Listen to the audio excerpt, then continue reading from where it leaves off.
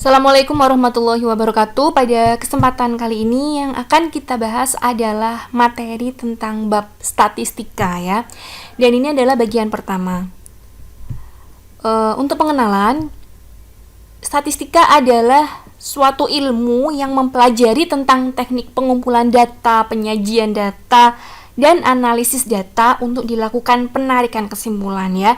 Jadi jika ada data dikumpulkan, disajikan dan dianalisis sehingga kita bisa menarik kesimpulan apa dari data tadi. Nah, beda lagi dengan istilah statistik. Kalau statistika tadi adalah ilmunya, kalau statistik di sini adalah datanya, yaitu data yang diperoleh dari hasil observasi ya. Bisa berupa data cacahan atau data ukuran. Lalu ada istilah populasi dalam statistika ini, yaitu keseluruhan objek yang diteliti ya. Sementara sampel di sini adalah sebagian dari populasi yang digunakan untuk penelitian. Nah, ini misal ada contoh suatu data ya, dari kecamatan yang terdiri dari banyak desa ini, manakah yang disebut populasi dan mana yang disebut sampel ya. Jadi yang disebut populasi adalah seluruh desa ini ya. Jadi semua desa dari desa 1 sampai desa 14 itu adalah populasi ya, seluruhnya. Beda lagi dengan sampel. Jadi sampel itu kita mengambil sembarang ya. Misal di sini kita ambil 5 desa, yaitu misal desa 2, desa 6, desa 7, desa 11 dan desa 13. Nah, jadi sampel di sini adalah sebagian yang diambil dari populasi tadi. Nah, untuk istilah datum dan data, datum di sini adalah catatan keterangan atau informasi yang diperoleh dari sebuah penelitian. Bisa berupa angka, simbol, atau bahasa ya. Jadi datum itu adalah bentuk tunggalnya ya, tunggalnya. Sementara jika datum tadi dikumpulkan, maka disebut sebagai data. Jadi data adalah bentuk jamaknya. Datum adalah bentuk tunggal, sementara data adalah bentuk jamaknya. Nah, lanjut tentang fokus materi pada pertemuan kali ini tentang penyajian data ya. Jadi penyajian data pada statistika itu sebenarnya banyak ya. Sebelumnya pernah kalian pelajari pada tingkat SMP ya, seperti membuat diagram lingkaran, diagram batang ya kan. Nah, pada kesempatan kali ini yang akan kita diskusikan tentang penyajian data antara lain tabel distribusi frekuensi, lalu ada histogram, lalu ada poligon frekuensi, dan yang terakhir ada OGIF ya. Nah, untuk yang pertama yang kita bahas adalah tentang tabel distribusi frekuensi.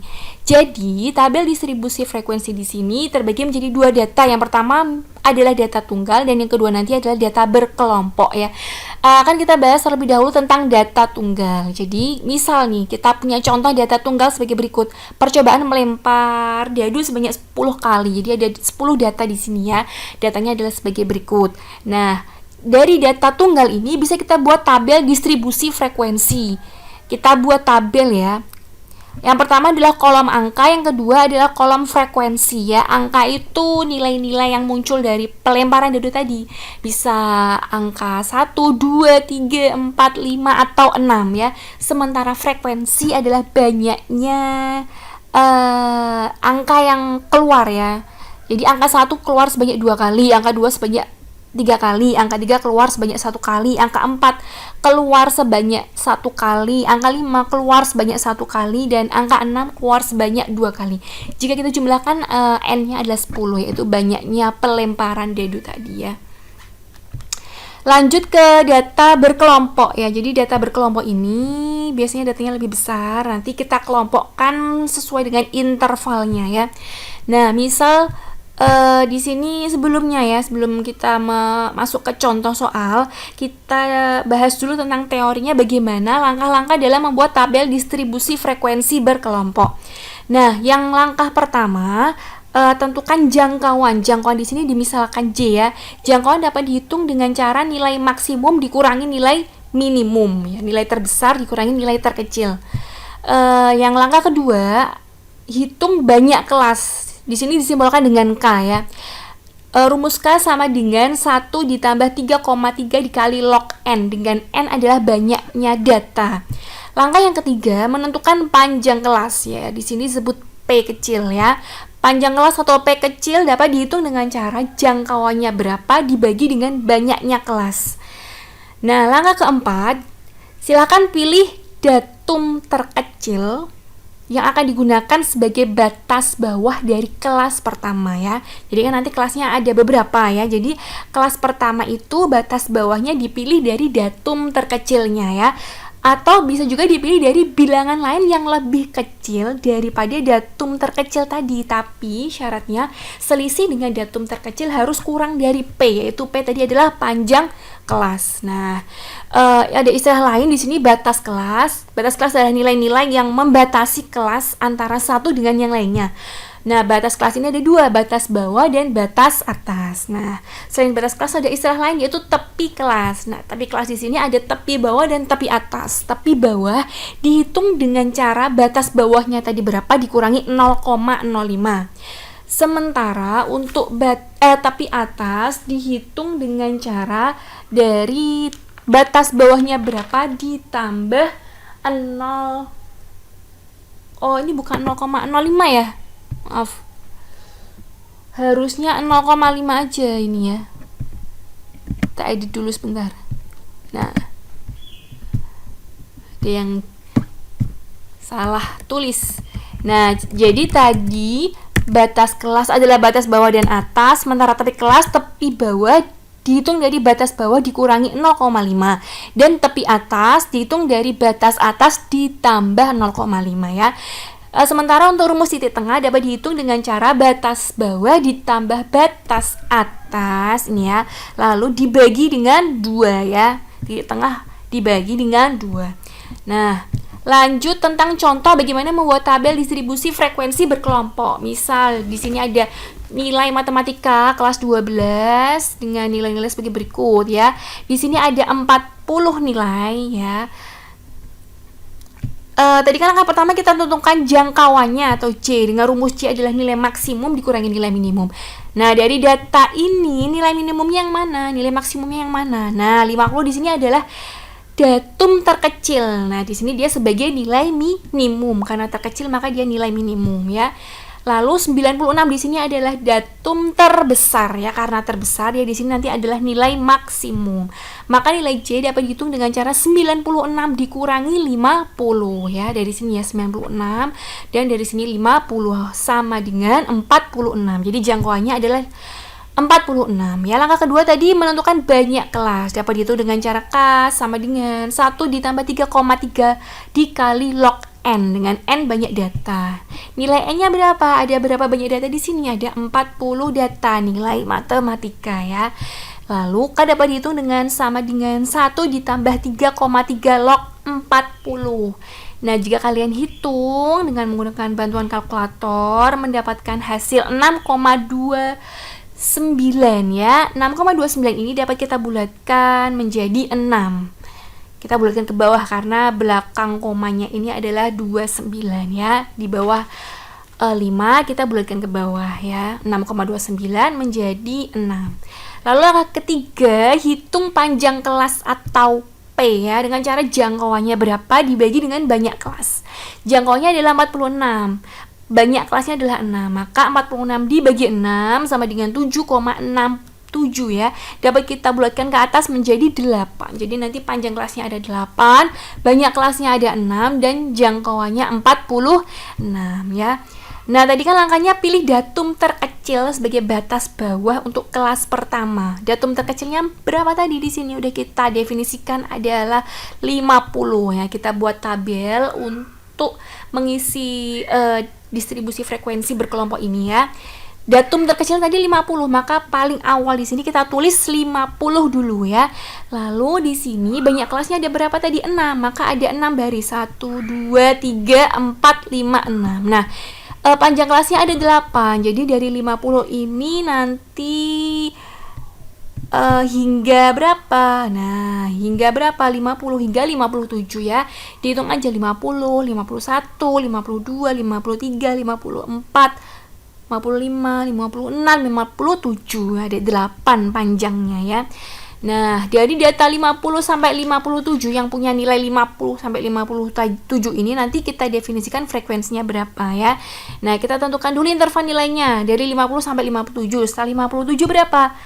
58 sampai berapa? 65 ya. Tadi panjang kelasnya 8 ya, 58, 59, 60 dan seterusnya hingga 65. Setelah 65 berapa? 66. Berarti kalau 66 sampai 73 ya. 66 ditambah berapa? Ditambah 7 jadi 73. Ini caranya dengan 8 dikurangi 1 dulu kan 7. Kalau 50 tambah 7 berapa? 57. 58 tambah 7 berapa? 65. 66 ditambah 7 berapa? 73. Lalu 74 ditambah 7 berapa? 81. Terus lanjutnya 81 di sini 82 ditambah 7 berapa? 89. Selanjutnya 89 ada 90 ditambah 7 berapa? 97. Tentukan frekuensinya. Interval nilai 50 sampai 57 ada berapa banyak siswa ya? Kalau kita cek nanti kita ketemu ada 2 siswa yang dapat nilai dalam interval nilai 50 sampai 57. Untuk interval selanjutnya ada 6 siswa, interval selanjutnya ada 7 siswa. Selanjutnya ada 11 siswa, interval selanjutnya ada 8 siswa, dan selanjutnya ada 6 siswa ya. Nah, tadi adalah tabel distribusi frekuensi untuk data berkelompok. Untuk materi selanjutnya tentang histogram ya. Nah, histogram adalah suatu diagram yang terdiri dari batang-batang yang saling berhimpit. Nah, tadi kan udah kita peroleh nih tabel distribusi frekuensi dari perhitungan sebelumnya ya, tapi tadi cuman berupa nilai dan frekuensi. Di sini kita tambahi titik tengah, tepi bawah, dan tepi atas ya.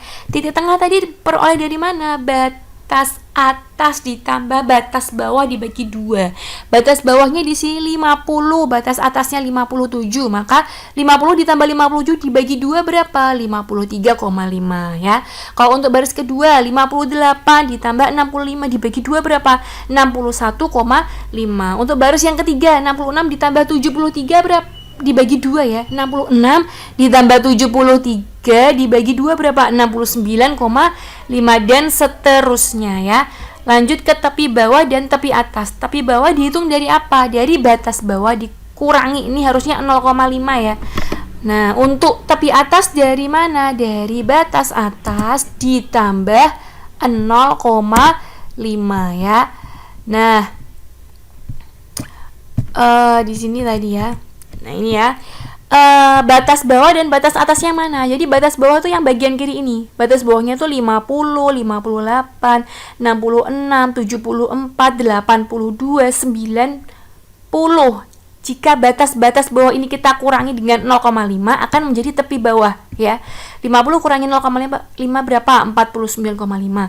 58 dikurangi 0,5 berapa? 57,5. 66 dikurangi 0,5 berapa? 65,5. 74 dikurangi 0,5 berapa? 73,5 dan seterusnya menjadi tepi bawah. Dan tepi atas dapat dihitung dari batas atas ditambah 0,5. Batas atasnya yang mana? Ini ya, sisi kanan ini ya, yaitu 57 batas atas, 65 batas atas, 73, 81, 89, 97. Jika batas-batas atas ini kita tambah 0,5 maka akan menjadi tepi atas ya. Lihat nih, 57 ditambah 0,5 berapa? 57,5. 65 ditambah 0,5 berapa? 65,5. 73 ditambah 0,5 berapa? 73,5 dan seterusnya, maka menjadi bagian tepi atas di sini ya. Lalu histogram ini dapat kita gambar dari batang-batang yang saling berhimpit ya.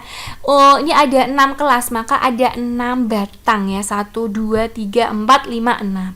Ini di bawahnya ini menandakan kelas intervalnya ya, yang di biru-biru ini ya, 50 sampai 57, 58 sampai 65 dan seterusnya hingga 90 sampai 97 ya harusnya ya. Maaf ya, bukan 96 tapi 97 harusnya ini ya. Nah, ini 97 bisa diedit gak sih? Oh, ini dari sananya nggak bisa diedit ya. Ya nggak apa-apa.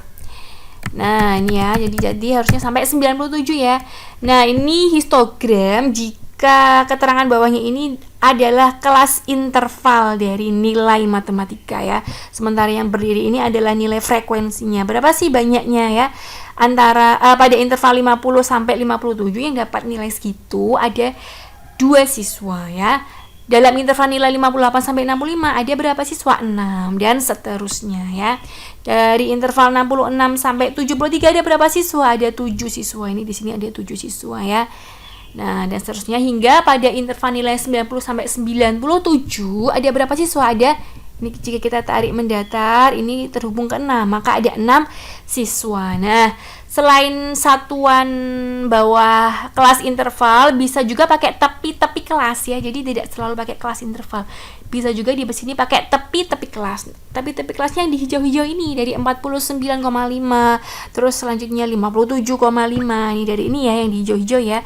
Lalu 65,5, lalu 73,5, 81,5, 89,5 dan yang terakhir 97,5 adalah tepi-tepi kelasnya ya. Nah, frekuensinya masih sama persis ya. Ada di sini yang pertama ada 2 frekuensinya, lalu ada 6, lalu 7, lalu 11, lalu 8 dan yang terakhir frekuensinya adalah 6 ya. Nah, tadi adalah histogram ya. Selanjutnya tentang poligon frekuensi ya.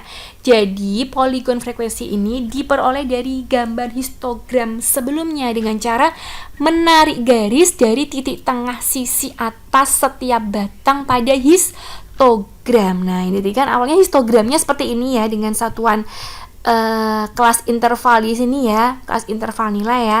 Nah, bagaimana merubah histogram ini menjadi poligon frekuensi? Jadi tadi caranya adalah menarik garis dari titik tengah setiap sisi di atas ya. Kita tuh tentukan dulu titik tengah. Ini titik tengahnya di sini, di tengah-tengah nih ya, yang biru-biru ini ya. Titik tengahnya ini ya, titik tengah ya. Lalu kita tarik garis yang melewati titik tengah tadi ya. Nah, kita tarik garis. Nah, ini tarik garis lagi. Tarik garis lagi dari titik tengah ke titik tengah kita tarik garis ya. Dari titik tengah ke titik tengah kita tarik garis ya hingga selesai ya. Jadi ini adalah poligon frekuensi ya. Nah, poligon frekuensi yang kedua sama aja, bedanya cuman pakai satuan tepi-tepi kelas nilai matematika ya. Kalau yang sebelumnya adalah kelas interval, yang kedua ini adalah tepi-tepi kelas. Sama ya. Titik tengahnya kita tentukan dulu, lalu kita tarik garis antar setiap titik tengah tadi ya hingga terbentuk poligon frekuensi. Jadi bedanya poligon frekuensi dan histogram tahu ya, histogram hanya kotak-kotak ya tanpa garis ini ya, yang biru-biru ini ya. Sementara poligon frekuensi adalah histogram yang ditambahi dengan garis yang ditarik melalui setiap titik tengah pada sisi atas ya. Nah, lanjut ke yang terakhir yaitu tentang OGIF ya. Nah, jadi OGIF adalah grafik yang dibuat dari tabel distribusi frekuensi kumulatif. Ada 2 jenis OGIF. Ada OGIF positif, yaitu OGIF yang semakin ke kanan nilainya semakin naik ya. Positif ya, maka semakin ke kanan dia semakin naik ya. Nanti OGIF positif ini dihitung berdasarkan frekuensi kumulatif kurang dari ya. Untuk yang jenis kedua adalah OGIF negatif. Bedanya dengan OGIF positif apa? Kalau OGIF positif tadi semakin ke kanan semakin naik, kalau OGIF negatif semakin ke kanan malah dia semakin turun. Nah, OGIF negatif ini dihitung berdasarkan frekuensi kumulatif lebih dari. Kita lihat contohnya ya. Nah, jadi ini didapat tabel yang nilai dan frekuensi ini dari perhitungan sebelumnya, yaitu nilai matematika kelas 12 tadi ya. Dari interval sekian tadi ada 2. Interval sekian ada 6, interval sekian ada 7, interval sekian ada 11 siswa, interval sekian ada 8 siswa, interval sekian ada 16 siswa ya. Bukan 16 ya, 6. Interval sekian ada 6 siswa ya. Nah, kita tambahi 2 kolom selanjutnya, yaitu kolom frekuensi kumulatif kurang dari untuk menentukan OGIF positif dan kolom frekuensi kumulatif lebih dari untuk menentukan OGIF negatif. Yang pertama, untuk frekuensi kumulatif kurang dari kita hitung kumulatifnya yang dihitung dari atasnya, dari atas ke bawah ya. Untuk frekuensi kumulatif kurang dari ya. Jumlahan frekuensi yang dihitung dari atas. Mulai dari berapa ini? 2. 2 ditambah 6 berapa? 8. 8 ditambah 7 berapa? 15. 15 ditambah 11 berapa? 26. 26 ditambah 8 berapa? 34. 34 ditambah 6 berapa? 40. Betul ya, tadi ada 40 siswa ya, sesuai dengan jumlahnya di awal ya. Lalu untuk frekuensi kumulatif lebih dari, kita hitung jumlahan atau kumulatif frekuensinya dari bawah ya. Nih, dari bawah ke atas, beda dari yang sebelumnya dari atas ke bawah, yang ini dari bawah ke atas. Dimulai berapa? Paling bawah frekuensinya berapa ini? 6. Maka kita tulis dulu di sini 6. 6 ditambah 8 berapa? 4. Belum nih. 6 ditambah 8 berapa? 14. 14 ditambah 11 berapa? 25. 25 ditambah 7 berapa? 32. 32 ditambah 6 berapa? 38. 38 ditambah 2 berapa? 40. Betul ya, tadi ada 40 siswa sesuai jumlah awalnya ya. Nah, lanjut kita gambar OGIF dari tabel berikut ya. Coba diperhatikan dulu, mungkin kita perhatikan yang merah dulu ya, yaitu OGIF positifnya ya. Nah, OGIF positif benar tadi ya, sesuai dengan definisi di halaman sebelumnya ya, yaitu dia semakin ke kanan semakin naik ya. Nah, tadi kan dari interval 50 sampai 57 ini dia nilainya ada berapa?